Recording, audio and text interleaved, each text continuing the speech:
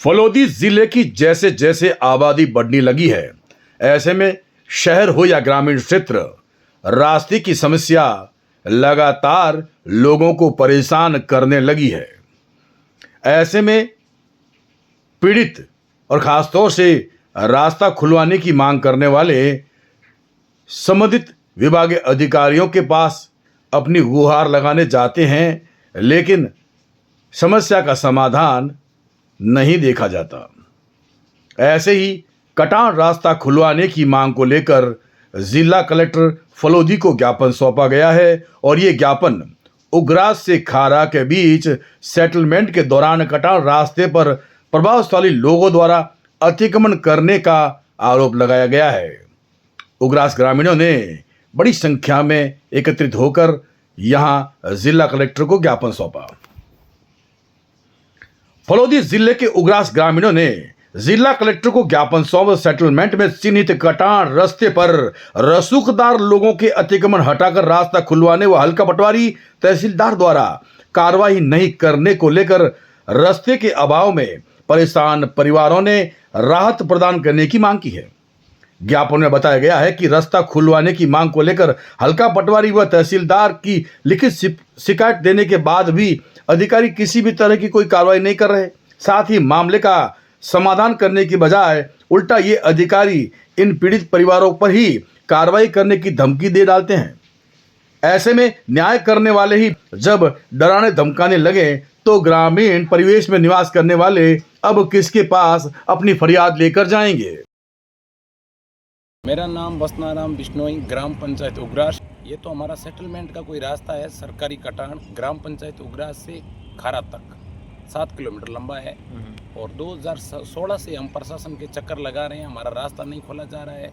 और प्रभावशाली लोग हैं, पूर्व सरपंच है खारा के, उनके परिवार के लोग हैं, उनके द्वारा खसरा नंबर तमाम खसरों के ऊपर कब्जा किया हुआ है और वो लोग हमारे को धमकी भी दे रहे हैं और हमारे सब कुछ मूलभूत सुविधा से आज भी हम वंचित हैं। हमारे बच्चे उग्रास ग्राम पंचायत मुख्यालय पढ़ने के लिए जाते हैं, उनके लिए भी रास्ता नहीं है, जिला मुख्यालय के लिए हमारे कोई रास्ता नहीं है और हमारी प्रशासन के द्वारा कोई बात सुनी नहीं जा रही। आज हमने माननीय कलेक्टर महोदय को ज्ञापन दिया, कलेक्टर महोदय को ज्ञापन दिया है तो हमें विश्वास है कि हमारी जो वाजिब मांग है उस पर सुनवाई होगी।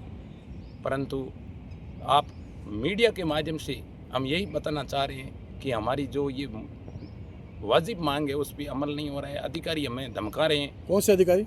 खारा हल्का पटवारी जो अंकुर मीणा है और खारा भू अभी निरीक्षक अराई वो सरवण राम नाम है और वो बार बार गलत रिपोर्ट वहाँ से बना करके उच्च अधिकारियों को भेजते हैं। उनकी वजह से बड़े अधिकारी को भ्रमित करते हैं। और दूसरी बात, आज हम तहसीलदार महोदय से भी मौखिक रूप से मिले थे, उन्होंने कहा कि आप पल भर में चेंज क्यों हो रहे हो। अब हम चेंज क्या हुए, पहले थे वही आज हैं और आगे भी वही रहेंगे। अब हमारा कल तहसीलदार महोदय जैसे ही वहाँ मौका रिपोर्ट करने के लिए गए, रास्ता खुलवाने के लिए गए, यही क्या किस लिए गए मुझे मालूम नहीं। जैसे ही वहाँ गए, जिन्होंने अतिक्रमण कर रखा है उन लोगों को पहले ही सूचना दे दी, हमारे को किसी प्रकार की सूचना नहीं दी।